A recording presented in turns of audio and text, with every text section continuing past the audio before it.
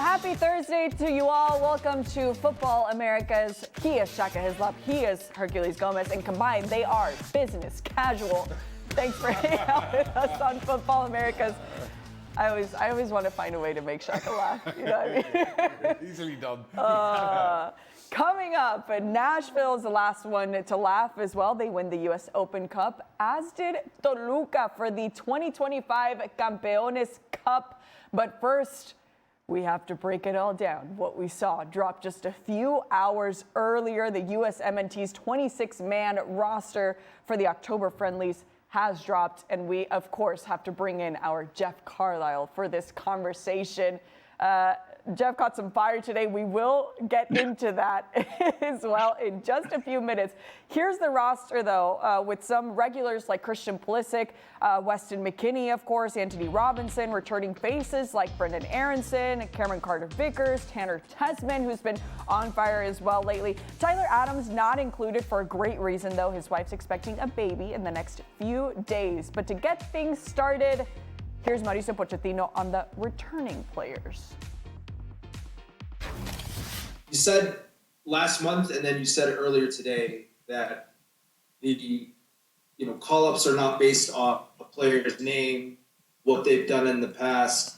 So what went into the decision to bring back guys like Weston McKennie, Tanner Tessman, Aiden Morris now? What have you seen from them with their clubs? They should decide that they should camp. Yes, I want to make clear that we never gave or give explanation to the player when we call, but even if we are not calling, even we don't give explanation to the player. That is why it's good to talk about the player that we are going to have in the roster, because I think they deserve, the 26 player in the roster to talk about them. I think always it's about the process and in the way that we select and in the way that we want to put in place our ideas and how fit every single characteristics of the player in the way that we were after we want to play and to evolve like a team. And it's in for different circumstances. We analyze all the circumstances that are happen. We work 24 hours trying to assess and to see and to how we to connect, the player and with the idea to perform in the best way. I think this player that you say to me now, I think for different reasons deserve to be in the squad and to give the chance to be with us. Yes, that is why I think Weston played 90 minutes and that is good for a long period in Champions League against Villarreal yesterday, and that is a good signal for him and for us. And then Tessman and Aiden Morris are playing in a regular way, every single week, and are players that they need to have the continuity, and with continuity they can help us to arrive and to perform. Yeah, very clear on the fact that he wanted to focus on the players who are on this list. I'm not going to get there yet. Jeff, what's your immediate reaction to what Pochettino was saying about, players who have been playing at a high level, someone that we talked about a few days ago here, like Tessman? Yeah, I think what you're seeing is a roster that is beginning to crystallize and crystallize in a way that a lot of people expected in terms of the personnel. And you see players being rewarded for how they're performing for their clubs. I mean, Tanner Tessman has been in incredible form for Olympique Lyon, and the same with Aiden Morris for Middlesbrough. And then you've got other guys who had been in the mix and maybe were thought to be out of the mix. I mean, Weston McKennie is back. Matt Turner is back. And then Anthony Robinson, I think, is another player that I think Mauricio Pochettino is going to give him a big bear hug when he sees him, because it's been that long since the two have seen each other. But, Robinson, I think, is a key player for the U.S. Just his ability to not only defend, but, get into the attack. He's one of the best crossers of the ball in the Premier League. And so, I think even with the switch to a 3-4-3, a wingback system, I think that's a system that Anthony Robinson can excel in. And so, I think it's great news to have a player of his caliber coming back into the squad. Yeah, 100%, especially with the tests coming up like Ecuador, especially in Australia, maybe some of these teams that they could face here in the upcoming World Cup. Shaq, with this 3-4-3 that Jeff was talking about, especially like someone like Anthony Robinson, what kind of style of player are you expecting to see after the roster is dropped today? I'll be honest, I'm not 100% sure. And I'll also say off the top, I did not see the entirety of this press conference. But from that clip, I have no idea what Pochettino was saying. I really don't. As we said, I have no idea what to make of the squad, of his selection. I don't know what to make of his thinking, off the back of... And listen, I guess around the Gold Cup, there were issues there that we've discussed and all want to move past.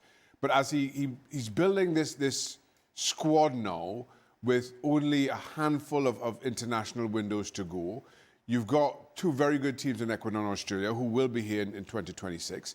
And this can prove a really stern test for your squad, which, again, because of injuries, may not be at its fullest strength, so you don't have the fullest idea as to what you're looking at. What's your best starting 11? What's your best style of play? We're only in October, and next summer is a long way away, regardless. So it's more about how I think he's building out a squad at 26 that can compete at the World Cup, that can play in different styles of football, depending on what options or what problems may arise. If you're up against a team that's sitting in a low block, if you're up against a team that's pressing you high up, how you utilize some of those players. But, you know, call me a cynic, call me skeptical, however you want to frame it. I think there are some players that have to go, regardless of how Pochettino may want to phrase this. Anthony Robinson is absolutely one of them. And you build around the likes of Anthony Robinson, of Christian Pulisic. We've discussed the number 9 position and who's in pole position around that. But there are a handful of players that I think have to be selected, and you build around them. And Anthony Robinson is one of them. And maybe Sergiño Dest, when he is back fully fit, right, he provides that balance on the other side. So maybe it is a 4 at the back with 2 overlapping wing backs, 2 very good overlapping wing backs. Shaq Mora, oftentimes, and this isn't a language barrier, Mauricio Pochettino will talk himself into a circle and will just, what he says one day will not be what he means the next day. I look at this roster and it screams you're going to go to a 3 center back line. You're going to play with 3 center backs. But then I look down the right-hand side and you only have 1 right back or wing back. Maybe, I guess in a pinch, or if he sees it that way, it's going to be Timothy Weah down that right-hand side, if need be. But you don't bring in cover there. You don't bring in a player, and we're going to get into the snubs, like a Joe Scally, if you will. Right. And you look at Anthony Robinson and the lack of playing time he's had in the Premier League, and you're just wondering to yourself, if and when he plays Anthony, where it will be on the field. Do I see Anthony, because he has an affinity for Max Arfsten, playing in front of Max Arfsten? Probably not. I think he probably protects Anthony Robinson, plays him in a 3 center back line on the left-hand side where Anthony's played at times. So there are things here that we're starting to see where there's an idea of what he wants, but there's a contradiction in the way he goes about it. Unfortunately, we can't speak about the players who are here without not mentioning the players who are not here, because it's going to play a factor in what Shaq's talking about. You know there's some guys who are going to be there. Tyler Adams is going to be there. Yeah. Johnny Cardoso, if Johnny Cardoso was fit, would he be here? He hasn't quite ripped it up at the U.S. men's national team level the way he did last season with Betis. This year, it's under construction with Atleti. We're going to see if with Atletico he can still be a factor in the center of the midfield. Sergiño Dest comes into this lineup. Where does he factor in? So there are places that people know certain players have to be here. My worry is Mauricio Pochettino doesn't feel the same way.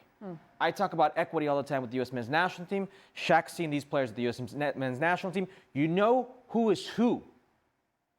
We know that. I don't know if Mauricio Pochettino knows that, and that's my worry. You mentioned several times, and we're going to get into this now, the faces who aren't here, which sometimes kind of speaks louder to the players who are present in this roster. So obviously the list of injuries we know has been a concern as of late. We talked about on Monday about Pepi, about Giovanni Reina, and what that could mean for USMNT here in the future. But for now, here are the snubs. Players like Josh Sargent, Luca Latorre, Sebastian Berhalter. But our Jeff Carlisle asked Mauricio Pochettino why Joe Scally and Yunus Musa aren't on this roster. Just wondering, what's your assessment of the central strikers at the moment? You brought in Balogun and Wright and Ajamang. What are your thoughts on them? And I'm also curious why Yunus Musa and Joe Scally were not called into this camp. Oh, next time you provide your list and your roster, and after we can debate, or everyone he can provide, because I think I'm not going to talk because we never gave explanation to the players that are not with us. When you are asking me about players that are not in the squad or in the roster, it's because I think in your mind you believe that they have right to be here. I think we need to respect the player of the 26. If not, we are going to start to ask to the social media why is not one player or another and decide about that. I think in soccer, like you say, and it's difficult, to understand that it's not too many players around the world that it's not depend of the level, it's not depend if these are good or not, but you can talk about, if I don't know, maybe you can ask me why Messi is not in the roster, no? This type of player, Maradona, Pelé, I don't know. But when you are talking about, different names, I think you need to respect the players that are here. And I think we never give explanation, and I think we need to respect the players that are here. We talk, and I am open to talk about the players that are in this roster, but not in the players that are not with us. What I'm going to tell you is we are very focused, and we really work so hard in trying to build the best roster. And these names that you are telling me, of course, is an open system that maybe today are not here, but maybe they have the possibility to be in the next months here. We'll see. Or players that are here, maybe they are not going to be called again too. And I think we always try to bring the combination and to create the roster with a good balance and with the players that I think today deserve to be here.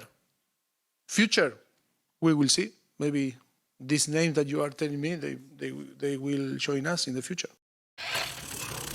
All right, Jeff, let's take it to you first, because like we mentioned off the top, you did catch some fire. It's kind of clear that Pochettino at least keep tracks of our conversation here on Futbol Americas. We did ask you for your best 11 right now for the U.S. men's national team. There were a lot of question marks surrounding it, but is this a shots fired for you, Jeff? No, I mean, listen, this is part of the gig. I mean, you're going to have back and forth with coaches. So yeah, what Mauricio Pochettino said is not something I'm going to take personally. I mean, listen, I've been yelled at by players and other managers to a much greater degree. So yeah, I don't look at that as shots fired. But I think the question still stands, and the reason I asked it was because I think in Joe Scally's case, he has played as a wingback in a 3-4-3 the last couple of matches for Borussia Mönchengladbach. Now, granted, Gladbach has been a train wreck this season. Their coach is gone, the sporting director is gone. I mean, who knows what's going to happen going forward? But Scally showed me something in playing as a wingback that maybe he could fill that role. In the absence of Serginho Dest, I thought he was kind of a natural replacement. And when Pochettino was asked later in the press conference, he did. It was pointed out to him rather that he didn't have much cover at right back or right wing back. And he talked about Tim Weah and Weston McKennie being able to fill those roles. But, I think those two players in particular, they're needed elsewhere on the field. So, it was a little curious to me why Scally wasn't included. I don't think this bodes well for him, the fact that the Dest is out and he doesn't get called in as a replacement. But again, we'll see. In Musa's case, I mean, again, he's been getting a little bit of playing time with Atalanta. He played in the Champions League, assisted on the game-winning goal. So, and I look at him and he's been playing maybe a little less than Weston McKennie, but not a ton. And so, I think it's valid to ask those kinds of questions. I mean, fans and media want insight into the manager's thinking. Now, Pochettino said, I don't make these explanations to the players, and I'm not going to do that now. And I understand that because he doesn't want to back himself into a corner in terms of what he said about a specific player. But it is a little curious. And again, I don't think it bodes well for Scally that he was not called in. To Jeff's point there, saying that Pochettino is saying that he doesn't make these explanations to players, and so he doesn't feel a need to make it to the media. And Jeff words, he understands that. I don't. I really don't. The manager is relying on you to kind of fill certain roles as needed. So, we'll have to see how things transpire, further into the season, whether Weah can actually latch on to a specific position. But, right now, he's still getting pretty steady playing time. I mean, Roberto De Zerbi hasn't forgotten about Tim Weah by any means. But, we'll just have to see if Tim Weah can just, again, grab a hold of one spot on the field and really make it his. Yeah, maybe managing minutes too, but I mean, Paixão is definitely making a name for himself if he's scoring a brace at the Champions League level as well. I mean, I know Jeff just said there's no need to press the panic button just yet, but is this calm or alarm that Weah came off the bench here? He came off at halftime, but is this calm or alarm for you, Shaka? Right now, it's still calm. I mean, it's early enough in the domestic season. It's still a long way away from really solidifying World Cup rosters. So right now, it's about calm. It's about finding minutes and proving your value in those minutes. And to Jeff's point, oftentimes being that Swiss Army knife is not ideal in terms of you're not quite sure exactly where's your best fit, but it certainly is a huge benefit when it comes to squads and being involved in squads, because again, you can fit so many roles, play so many different positions up against any kind of opponent. Paixão was a menace last year when he played Feyenoord. I remember him being Santi Jimenez's teammate when they were Feyenoord, and he's a menace on the ball. Different profile to a Timothy Weah. Timothy Weah is going to run past you. He's not going to dribble past you the same way Paixão. And yes, 2 goals versus Ajax in the Champions League. That's very impressive. You know what else is pretty impressive? Being a menace against Real Madrid and scoring against Real Madrid in the Champions League. And that was Timothy Weah. And we've just heard Jeff Carlisle comment on the Swiss Army knife that he is. Those aren't Jeff's words. That's the coaching staff's words on how important he is to that team and how much of a different profile he can be. And yes, sometimes you are that jack of all trades. It means you're a master of none. And that's been the problem with Timothy Weah. And that would be my only worry with Timothy Weah. It doesn't matter if it was Lille or Juventus or now Marseille. He's not necessarily locked down a position. That's going on 4 years where you've not been an out-and-out winger. And now you are, all signs point to a 3-4-3 system with Mauricio Pochettino, and you're not going to be an out-and-out winger. You're going to be a double 10. So where does he fit in? That's where I have my doubts about where he will play and how he will be used. But in terms of Marseille, this is still calm. So I think it's your duty as a coach, as a manager, as a man manager, to make sure that that 15 knows exactly where they stand with you in your thinking. And to Jeff's question, Yunus Musa is not in your squad. Why is that?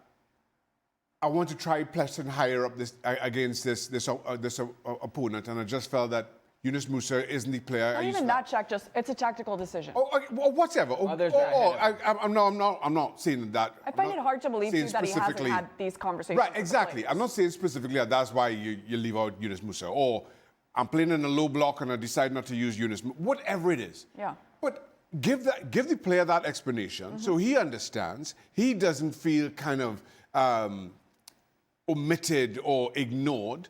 He understands your reasoning. You say that publicly. No, you have your 26. Everybody in 26 is happy. So you giving an explanation as to why Yunus Musa isn't there doesn't take away from anybody else's experience. But it keeps Yunus Musa, and people who have been in the squads are not, as I say, it's probably 50 deep right now. It's a pool that's 50 deep. It keeps everybody on board. I just don't understand. And maybe I've been trying to give Pochettino the benefit of the doubt. And maybe this is the big difference between managing at club level, where these decisions are made now and next week It can change. it can change, Yes. and you're back in the squad. But now all of a sudden, you have to wait another, there's another international window in November, a month before, and all these players who, Josh Sargent, why isn't he in the squad? Give an explanation and at least keep them on board for the next couple of months. I don't understand this tactic at all. The arrogance of this man, the arrogance of this, it's Bush League. It's Bush League. Jeff Carlisle is one of the most respected soccer writers that this sport has in this country. And you're not just saying that because he's here. I'm not just saying that because he's here. I'm not just saying that because he contributes. I'm saying that because that's a reality. And he's asking a question that many fans and other pundits were going to ask at this very same press conference. And instead of just answering something to get it over with or just to be cordial or to move on with it, he gets combative. He puts himself in a corner where he feels he's being attacked, and he's asking Jeff, well, break out your roster, we can debate it anytime you want. Anytime you want. U.S. Soccer will not give us Mauricio Pochettino because we don't have a big sponsor for them to hand him to us. Anytime you want, we will gladly take Mauricio Pochettino and we will ask soccer questions. Jeff asked a soccer question about two players, and it wasn't even the players. It wasn't the players. And he took a shot. He took a shot, and he's taking a shot not at the players and not just at Jeff. He's taking a shot at anybody who questions him. Who are you to question me? Some of the things that were said in this press conference, sometimes people talk too much, and they don't know how we work. Goddamn right we don't know how you work. We don't know how you work. The player knows deep down why he's not playing, and that's why he doesn't play. Do they? And if they don't, it's because they don't feel the sport the way I do. I'm sorry, but these aren't footballing answers. Nope. These are not footballing answers. I know there's somebody, whether it's Mauricio Pochettino or somebody in your staff, that watches this show and keeps track of the media. If you know the questions that people are asking, why don't you prepare for them? What is with this arrogance that you are better than this? You took a job that pays you $6 million a year. $6 million a year. The least you can do is show up and not phone it in. It's Yunus Musa, okay? It's Joe Scally. We understand they are not Messi, Maradona, and Pelé because you don't have one of those players in this pool. That was kind of crazy to me. Because you don't have one of those players in this pool, Yeah. you need the sum of those parts. So you need these players buying in. You need the people supporting these players to buy in. And you need the people who are asking you questions to believe in you. You really do. You really do. I mean, Jeff, and again, echoing what Herc just said, and I've been in many press conferences myself, and I've been on the receiving end of those kind of very uncomfortable questions, and everybody's kind of chuckling at you after it. But it wasn't a gotcha question. I mean, it was genuine curiosity because fans want to know this as well. The players themselves want to know the answer as well. Is there an issue with Yunus Musa, Joe Scally? What's going on with Poch, you think? I mean, it's a very crowded midfield right now. So I think in terms of Yunus Musa, I think it's just a question of other guys have upped their game and made an impression on Mauricio Pochettino. I mean, I'm thinking of guys like Tanner Tessman, like Aiden Morris. Those guys are playing 90 minutes almost every week, if not every week. And, you know, Aiden Morris has been man of the match for Middlesbrough multiple times this season. I mean, Tanner Tessman scored an absolute banger in the Europa League against FC Utrecht. So I think really, you know, in terms of Musa, he's not playing that much. And so, you know, it's just a question of, I think, other guys maybe having a leg up on him at the moment. You know, Scally, I mentioned earlier, you know, this roster is thin at right back or right wing back, however you want to deploy this roster. And so to me, it's just a little confusing that there's not another actual natural right back, you know, on this roster. I mean, again, yes, there are other options, but just because you can do something doesn't necessarily mean you should. I mean, I, for one, do not want to see Tim Weah at right wing back. I mean, I think he's a player for further up the field. You know, I think McKennie's strengths do not lie as a wing back on this particular team. They might with Juventus, but I don't think they do with this particular team. And then, you know, you've got Josh Sargent. Yes, he has struggled like crazy to score for the U.S. men. You know, it's been 2019, I think, since he last scored for the U.S. men's national team. But, I think it behooves Pochettino to bring in, an additional forward. I mean, it just, I think maybe for this camp it works, but, there are 4 goalkeepers in this squad. So, I think obviously when the World Cup comes around, he's not going to take 4 goalkeepers. But, I think there could have been room for Josh Sargent here as well. But Pochettino makes his decisions, and we'll have to see how these choices pan out in the next 2 games. Jeff, I've seen every press conference that Mauricio Pochettino's given with the U.S. men's national team.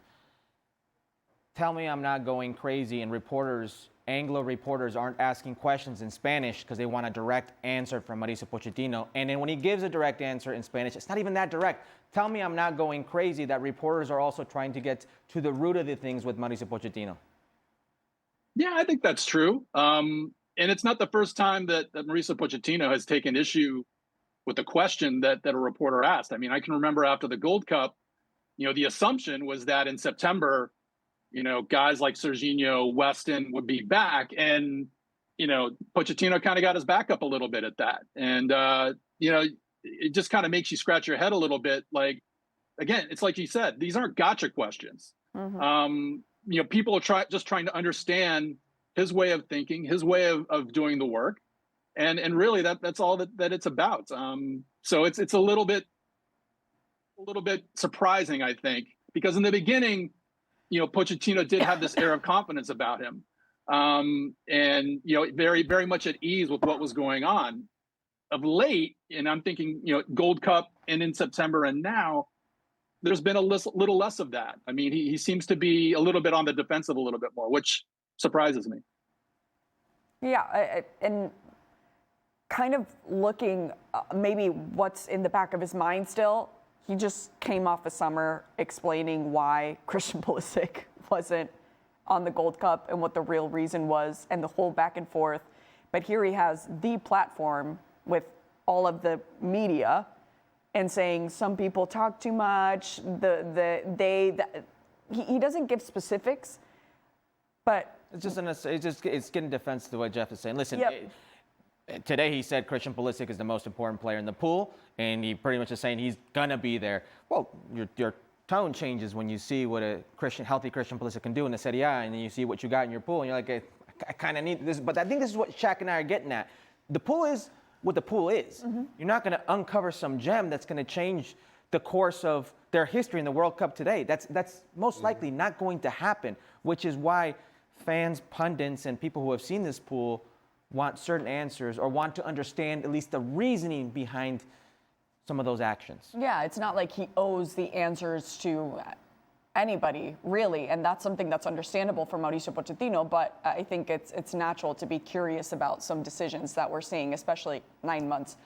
Obviously, the Austin fans were hating every minute of that, but but I will say in general, I'd really like to see just the wrestling that goes on every corner kick, every free kick that's deep in the attacking third. I just like to see that out of the game. Yeah, well, that's the thing, that if you're going to call that a penalty kick, do you know how many corner kicks are going to be penalty kicks? And that's fine. Every single game around the world, you just can't pick. Players will adjust. You can't have 2 arms around the attacker. The forward, because I've been there, is pulling him down as well, and then falling down. You cannot have 2 arms around an opponent like that. You are asking for trouble. You are.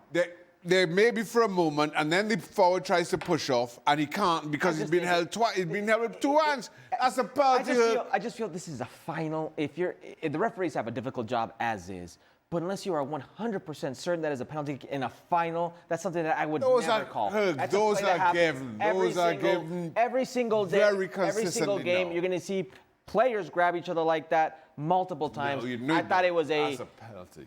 Ballsy call by the referee. Not everything. The second one, I get it. It could go either way.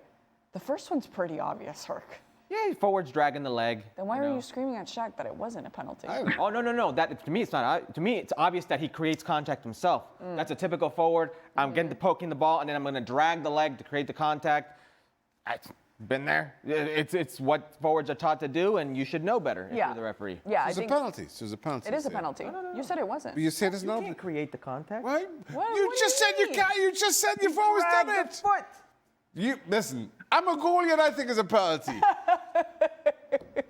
I thought it's a harsh way to lose the game. Congrats to Nashville, by the way, who are, as an expansion team, I think they've only missed postseason once in the last 6 years, and now they win their first trophy. There are plenty of teams out there who aren't expansion teams, San Jose and others, FC Dallas, who wish they could do something like I that. thought I was the only one coughing on air today.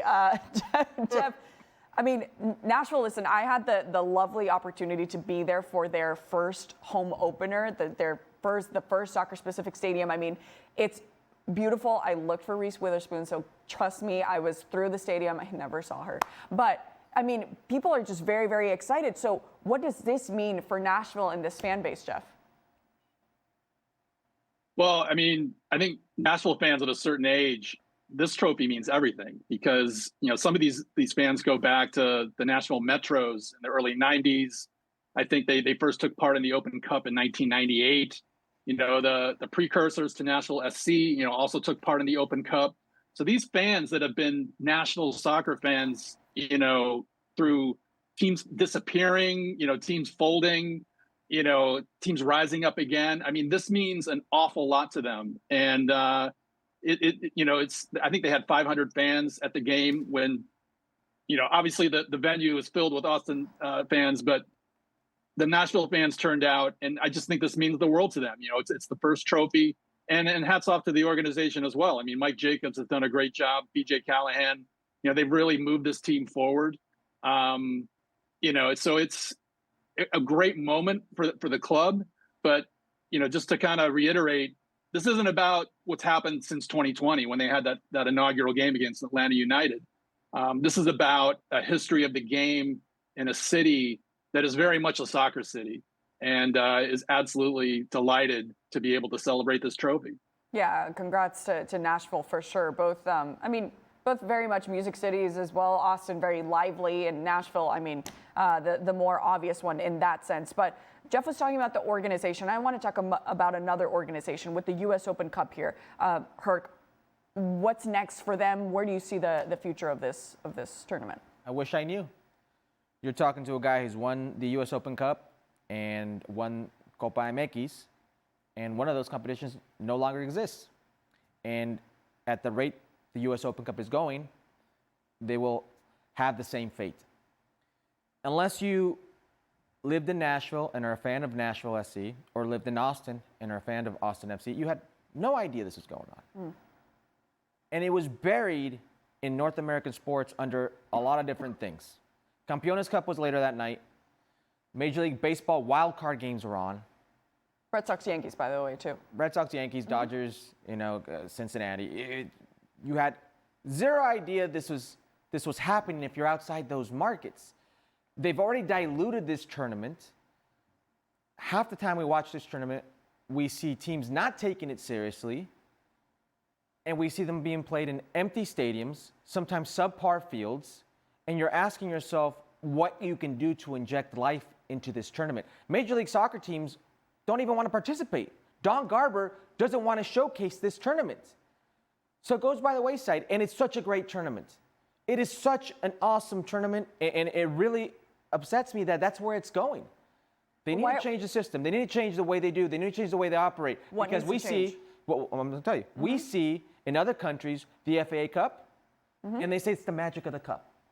And when a Premier League team goes and plays a League One team or goes and plays a team of a lower division, we see what it means for that community. We see the way that life is injected into those stands. I don't want to see a Major League Soccer team host a team from the USL or elsewhere. I don't want to see that. Allow these teams to always be the host. If you're a higher division, you have the obligation of being the away team. It's the only way to inject life into these soccer markets, into a tournament that most care about and some would rather see die. What do you think, Chuck? I'm with Herc, and that's what the Germans with their cup, the FB Pokal. The higher ranked team is the away team, and so you have these smaller clubs, smaller communities, smaller footballing communities coming out en masse for the DFB Pokal games, and that serves for some interesting results. You've seen a couple of upsets over the last few years, But it also kind of gives real value to this tournament and to those communities. Now, where it went wrong for the US Open Cup, I'm not positioned to say, but clearly something is failing. And I think it's feeling a broader obligation to US soccer, broader outside of just the MLS and what they control and how they market things. I feel that obligation to US soccer, a wider US soccer, is one that's been hasn't been observed, hasn't been respected for far too long. How do you see it? I mean, with these suggestions that we just heard from Herc and Shaq, how do you realistically see this tournament as well? I mean, I see this tournament kind of muddling along as it did this year. I mean, with not every single MLS team participating. Yes, the calendar is crowded, but that's a problem largely of MLS's own making, given their emphasis on the League's Cup. I'm told that starting in March, next year's Open Cup, in that time frame, that's when pro teams will be taking on amateur teams. So that portion of it will remain. It's just still unclear to me at the moment the extent of MLS team participation, and that's really a shame because, listen, I think it's a cliche, yes, but the rising tide lifts all boats, and I think it's important for MLS to not only just worry about its own house, but worry about amateur soccer. I mean, they're pouring a lot of money into next gen pro and these player development pipelines, but I think in a country the size of the United States, that can't be the only pipeline. And so I think you have to have other avenues by which players can become pros, and that teams can have a taste of going against some of the best teams in the country. And so I think something is lost when not every MLS team takes part, but convincing them that the importance of the Cup, I mean, we are where we are. I mean, it's not something that MLS as a whole shares. So, which is a shame in my opinion. It's crazy to me that most teams who participate in this Major League Soccer teams now and in the past haven't taken this team or this tournament seriously. You have 7 games to win A, a trophy, and B, a spot in the CONCACAF Champions Cup. 7 games. There are teams who go 34 games in the postseason to try to do that, to try to get to this tournament that gives you the opportunity to play against Liga MX in Central America and the Caribbean, to get to a Club World Cup. And here you have easy access in 7 games, and here you have some idiots who decide this tournament is not important enough. U.S. Soccer deems it important enough to give you a spot in this tournament, and you're going to say, nah, not for me. I just think on the business, if we're going to focus on the business side, that at the end of the day, money talks, walks, and does all the things, right? Those stories that you were talking about, that honestly, we talk about teams that we didn't even know existed. It's been the case for Copa del Rey. It's been the case for FA Cup, Pokal, as you mentioned. And this could be the opportunity, too, to tell stories that we don't even know are out there. I mean, as journalists, that's what we really love to do. Jeff, you're a great storyteller, too. It's a real opportunity for that side as well to really show the world what the United States has to offer at every level of their game. And when we were talking about promoting this game, scrolling through social media, the only promotion I saw, I mean, it was kind of cool. Hani Mukhtar wearing a cowboy hat. That's all I saw. But anyway, with that, Jeff, thank you so much for taking the time with us, as always, on Futbol America. We will talk to you soon. Thanks for having me. I want to remind you as well that ESPN FC is available daily on ESPN+. Let's take it to Drippin' or Trippin', courtesy of Toluca, putting the football in football club last night. American football style jerseys. So I guess during Leagues Cup, they wore baseball-inspired jerseys. Marco, you had immediate success coming to the Galaxy. You guys were MLS Cup champions, but this season, far from it. Statistically, it's been a very rough season for the Galaxy. How do you explain this to maybe your friends or family outside of the Major League Soccer bubble who don't understand the complexity of Major League Soccer?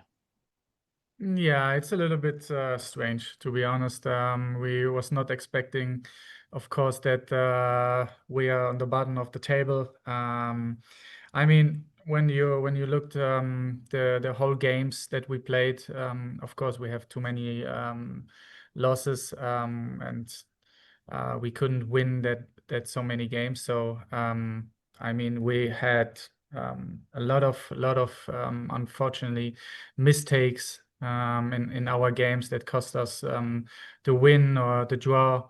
And then we had, especially at the beginning of the season, a couple injuries, and it was too late for us to go in the flow. We've heard players who have come from abroad before talk about the complexities of Major League Soccer, whether that's different time zone, whether that's some turf fields, whether that's the travel, Yeah. the physicality. What have you found to be the more complex things about Major League Soccer? I would say overall a bit of everything. I mean, of course, the time difference. I never experienced in my life that I have to fly 5 or 6 hours to one away game. So that I mean, that sounds and seems like, yeah, it's of course a big country, and it's very important that you stay healthy, especially when you have away games and you are 1 or 2 weeks from your family off and just with your teams. And then, of course, at some stadiums you play on turf. It's also very different than in Europe. And you have, just getting used to it a little bit if you have the You chance. live in a state, in an area with a lot of Hispanic population, a lot of Mexican Americans. I believe in the Western United States, or in the United States, are over 70 million Mexican Americans. Mhm. Major League Soccer and Liga MX have formed a big rivalry, and Leagues Cup is at the forefront. Does it surprise you that there is so much support for another league here in the U.S.? No, I knew before that the Mexicans are very involved in football. They're very enthusiastic. They're really looking forward to see good game, good players, and I think it's a soccer country, I would say, and they have also good players. There was a player on Cholos. He was 16 at the time. His name's Gilberto Mora. He scored 2 goals against you guys in a game that you guys beat Cholos. Do you recall this player? We called. His name is Gilberto Mora. He scored 2 goals against you guys. He's a teenager. The reason I Yeah. want to bring this up, Yeah. the reason I want to bring this up, Marco, is because he was pranked by his teammates at Cholos. They told Gilberto Mora, "Hey, guess what? Marcos Royce wants your jersey." So somebody asked him after the game, somebody from the press, "Hey, that jersey, what are you gonna do with it?" He's like, "Oh, I promised it to Marcos Royce." And then he later found out it was a prank. I'm wondering if you heard about this. I'm wondering if you got wind about this. Yeah, just I remember it was weeks ago or 2, 3 months ago. I come after the game, and the next day I come to the dressing room, and then some of my teammates showed me on TikTok or Instagram the video, and I was a little bit wondering because it was not that sure that I was going to him, and for me it was not a problem to change or swap the jersey with him.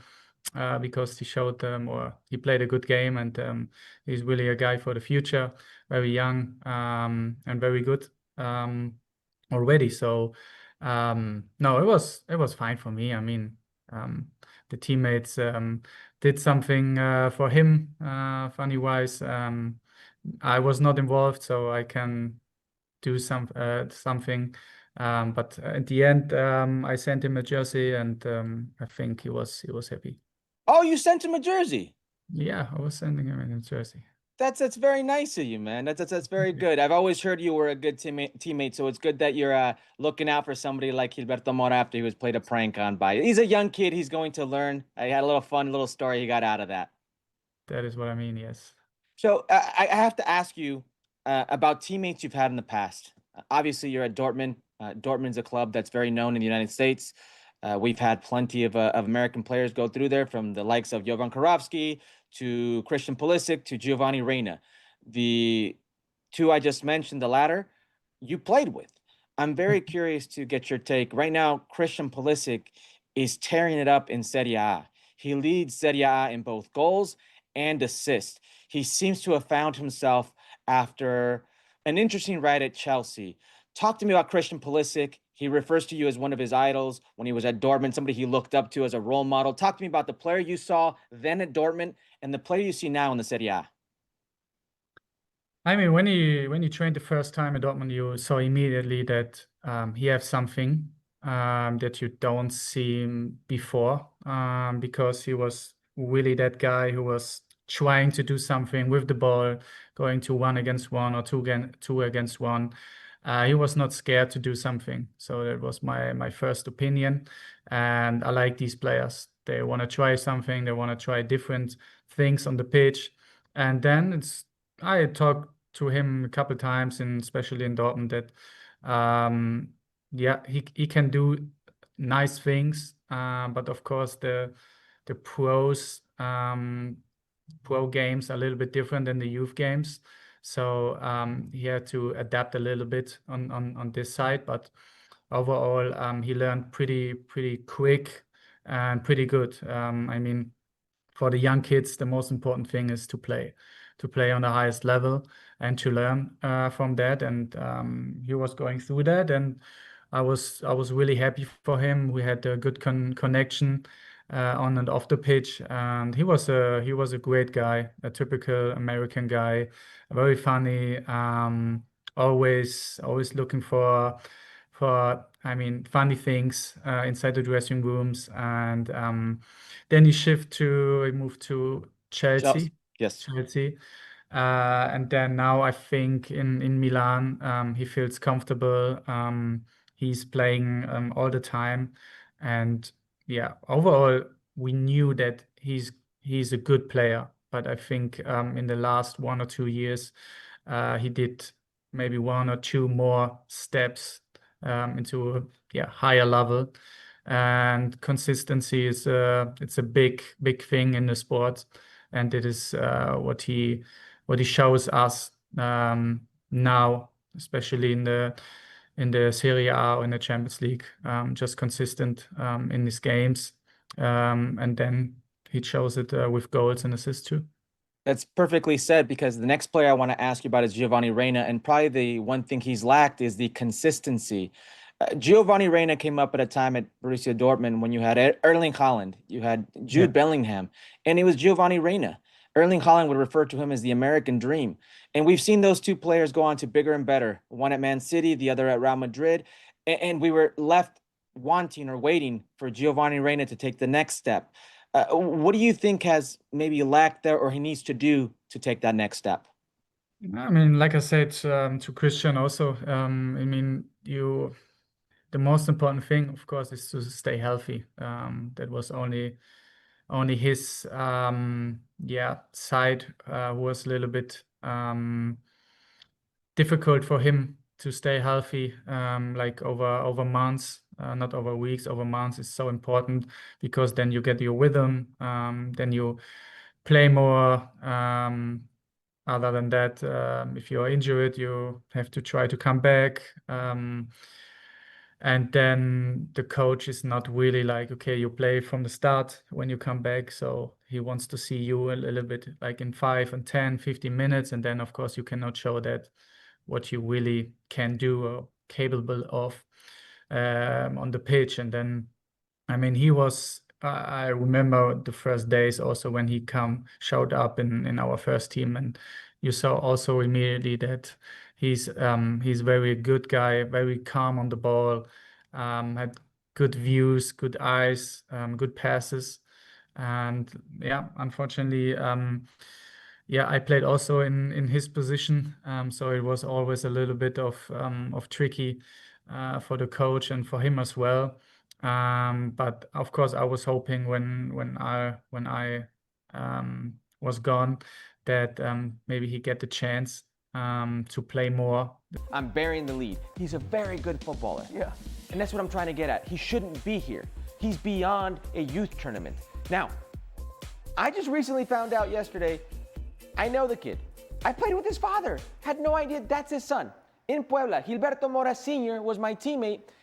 And when you realize who his father is and how calm, low-key, the energy. You realize why Gilberto Mora is as mature as he is. Okay? There are other players around the world whose parents are in the news, whose parents, they want to run their situation, run their careers. Gilberto Mora's father is a coach at Xolos. Right. He's well guided in the same sense that Santiago Jimenez is well guided by his father. And this leads me to believe he can become an even better footballer because he's so mature beyond his already 16 years of age. And he's not a player who's 16, who is physically more than the rest of his peers. So you're like, I can't believe he's 16. He looks barely 16, yeah. and he's an excellent footballer. He's got great instincts, and in a position where around the world, most don't exist anymore. The true natural number 10s.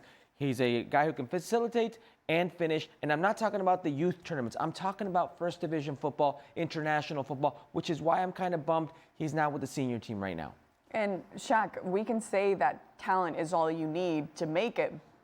Both of you know that. It takes talent, it takes brains, it takes the people who are around you to really make sure that you're successful. And what Herc is saying about his surroundings, I mean, bodes well for the kid too when it comes to that mentality in the next few years. Listen, it takes a lot of stars aligning to put together a pro career. Everybody's talented. Are you willing to work at that talent? Are you willing to work harder than the next guy? Those who manage you and make those decisions for you in terms of what's the next step, in terms of club, in terms of coach, what you do, how you approach things. It's an inexact science, but at the same time, there are far more pitfalls than I think many young players realize. And it takes a lot, and it takes a commitment to day to day. But he seems to have those around him, and having a father who understands those pitfalls and where things and how easily things can go wrong puts him in a very good stead. I hope he continues. I don't mind seeing him in a 16-year-old playing an under-20 tournament. Yeah. I don't mind seeing that at all. Though, yes, he will prove himself against grown men as he is. But sometimes it's nice just to step back and find that confidence. Recognize that you are better than these players around you. Let me tell you why I don't like him playing in this youth tournament. Many people, and I will include myself, already saw him as an important piece of the Mexican national team, a starter on the Mexican national team. And if you're thinking to yourself, he was important in the Gold Cup, and Mexico's had some dark moments in the last 5 years, and that was a very bright moment. Why not already start building with him in these games, in the lead up to the World Cup? Yeah, roster drops tomorrow. He's not going to be there. He missed the September roster as well against South Korea and Japan, two very good opponents. I've seen what he can do in Central America against the likes of Honduras. I've seen what he can do against the likes of the U.S. men's national team. I wanted to see him against South Korea. I wanted to see him against Japan. I want to see him against better competition with the Mexican national team. Yeah. I feel like there's a method to Javier Aguirre's madness. I'm sure there's an extensive conversation that has been had, especially maybe to not overwhelm Gil Mora, not that he can't take it. As clearly we know that his father's been through everything. I mean, he was Herculez Gomez's teammate, so clearly he knows how to handle himself. If he survived that.